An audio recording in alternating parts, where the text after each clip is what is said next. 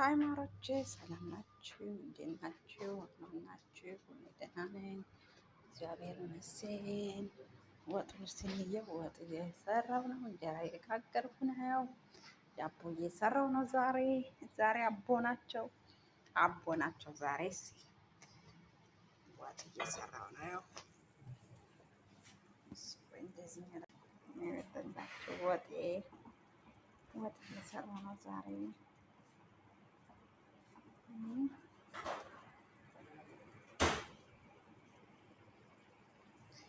ድንች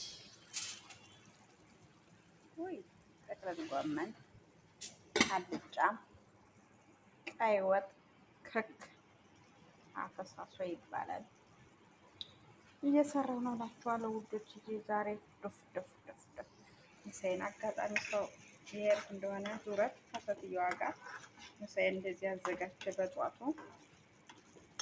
ሰራርቼ መሄድ አይሻልም ውዶች?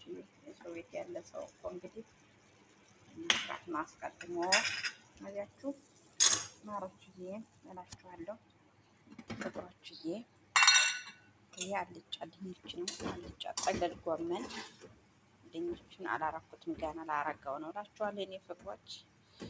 ገና አላረኩትም፣ ገና ላደርገው ነው።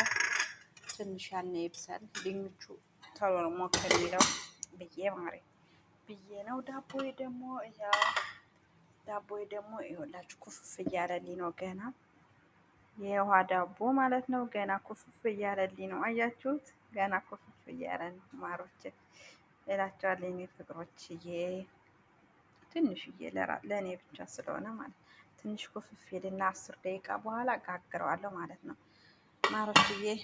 ይህን ይመስላል የኔ ውዶች፣ የኔ ፍቅሮች፣ የኔ ማሮችዬ። እንደዚህ አድርጋችሁ ስሩና ብሉ እላቸዋለሁ ውዶችዬ፣ የኔ ማሮችዬ።